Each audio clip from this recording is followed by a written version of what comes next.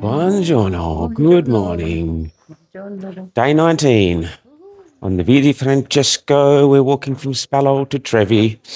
Sometimes it's hard to talk in the morning when you just wake up. We kind of just wake up early, pack the bags and Get walking. put them on and walk. And it's 6:30, so we've got an early start. What's the good news, Rhonda? Good news is it's 25 degrees. Woohoo! That's a full 5 degrees cooler, which We'll, is lovely. we'll take that. Yes, please. Definitely take that. So I'm not really sure what the terrain is. No, I'm not sure either. But we're sort of down lower, I think, today. Bit of a downhill to start with, at least, which is Well, nice. I think it's uphill to Trevi, so I think it's fairly level until you get to Trevi. You got to work to get up to that beautiful little town. So we'll see what that looks like. Yeah, I think another beautiful little hilltop town. So we're looking forward to the walk. We're looking forward to arriving in Trevi and exploring and enjoying. We're going to try and find some breakfast in a town called Foligno, maybe about an hour down the track. So, stay tuned. Ciao. Bye. Just to add, as we're walking out, it reminds me that there are lots of really lovely little shops. So it's worth coming here a bit earlier to have a wander around.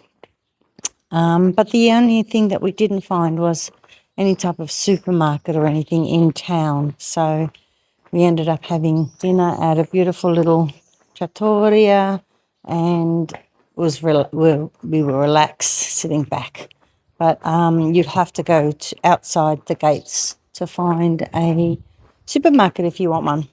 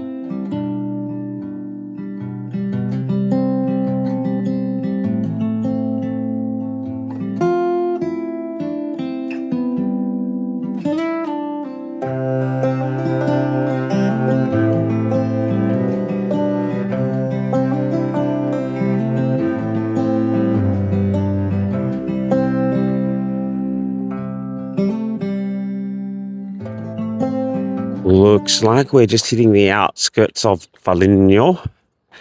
The guidebook did suggest that we'd have a bit of urban sprawl and then like a little historic town centre to walk through.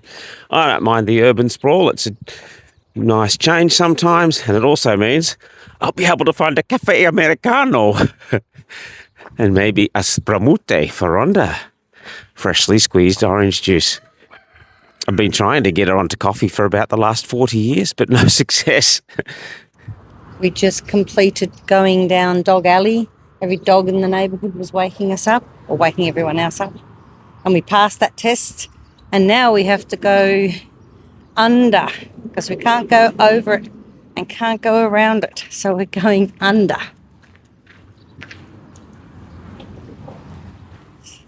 Literally held up by a railway crossing. We just have to wait for the train to come past so we can continue walking, nowhere else to go. Certainly busier and noisier than all the walking we've been doing in the country, but we've got a sidewalk and we had a little cycleway, so we're not walking on the road, and we're getting close to the centre of the town, I think, which we should find just ahead. Alrighty, I think we've made it to the little town of Foligno itself after walking through the outer suburbs, crossing over a bridge. You can see the church, Captain Obvious. Looks like we're going over a river. Oh, we are too, look at that. I thought it might be muddy, but it looks nice and clear. Very nice. And there's the town ahead of us. I'm spotting out somewhere for my coffee.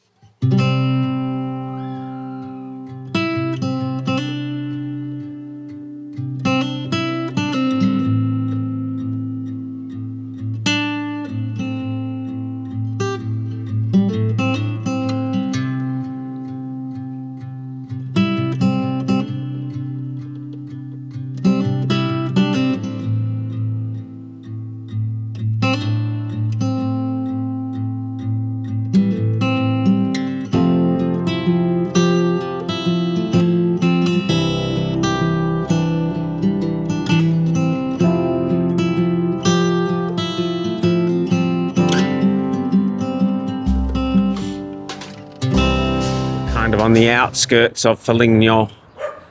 Oh, that dog gave me a fright. And we're just walking through like an outer suburb called St. Iraklio. Hopefully we're in the country soon. A little reprieve from the busyness of the road and the larger town, walking through this beautiful little village just on the outskirts of Foligno. Saw a sign that said Trevi 9.3, so we're over halfway. Yet another one of the obstacles you sometimes have to navigate your way through on pilgrimage.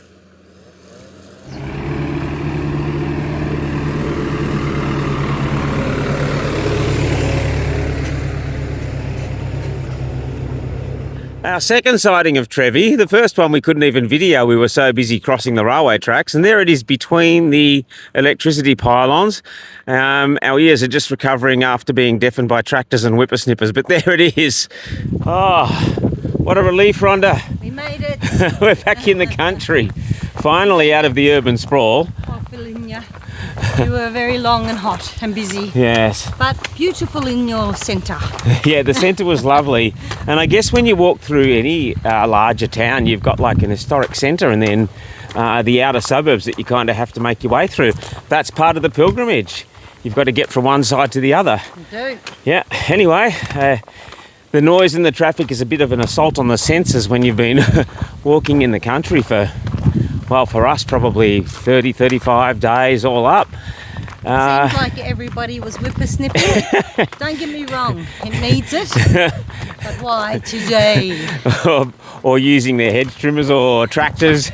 Yeah. Anyway, we've got 8 kilometres to go to Trevi and we're out in the country. Looks like country for the rest of the way and hopefully some shady walking too.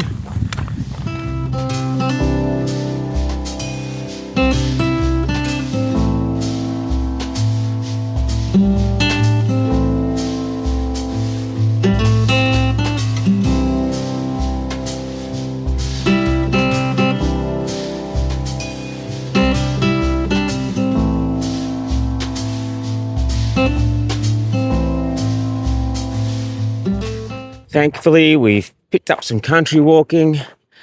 There's a marker on the rock. We've been walking through the olive groves. There's been a breeze.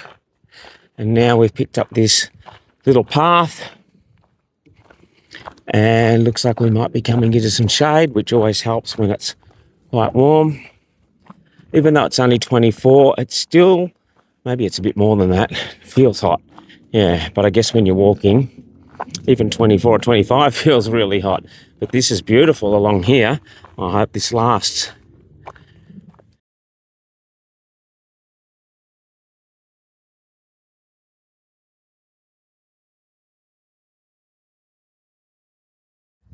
Okay, Trevi there in the distance. Been walking 15 kilometres from Spello. Probably means about 5 kilometres to go. And a bit of uphill.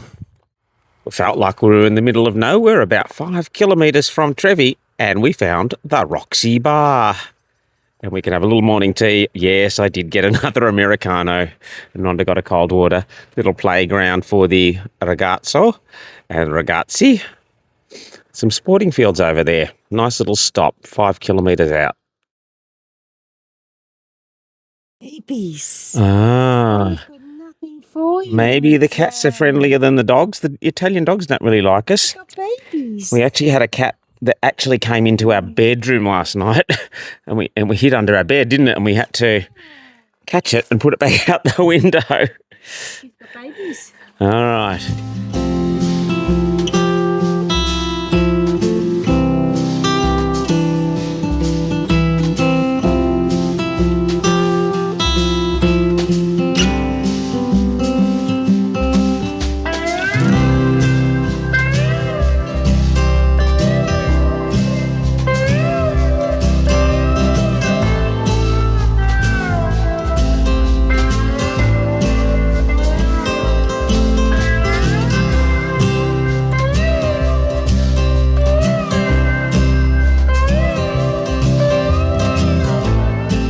Walking through the little town of Santa Maria in Valle, and that's an old laundry, and you can see the photos up there. of the women washing their clothes in that trough that's right there. And, sorry, I'm puffing, but it is an uphill, hopefully for not too long. Gee, what I should say, though, is what a beautiful little village. I just love the stonework in the houses.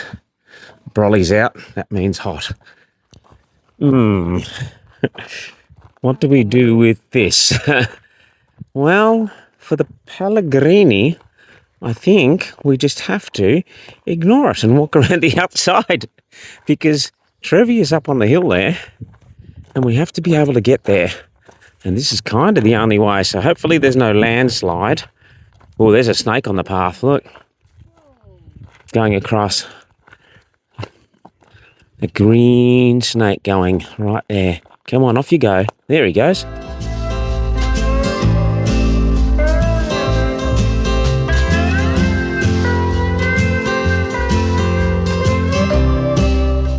Oh, no.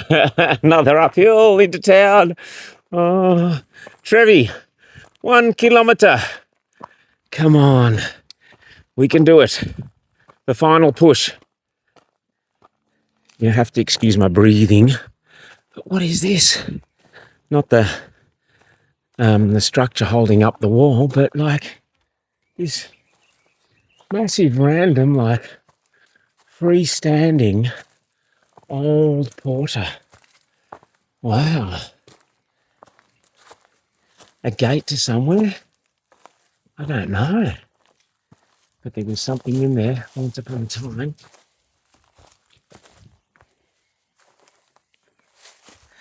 "700 metres. Come on, Rhonda, you can do it. You're powering up there. Believe in yourself." Here we are. Look over there. Trevi, perched on top of that hill that we just climbed up. Hopefully it's flat all the way across now, but there it is. Look at that. All the olive groves below it and the valley on the right. That is majestical.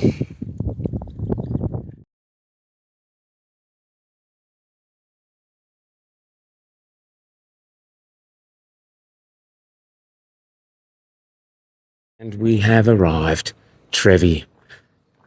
We're just walking through now through the Porta, and we'll hopefully find our accommodation very soon. I think it's right near the gate, actually. It's apparently just down this very picturesque street. I can see the valley just right out there. Can't be too far.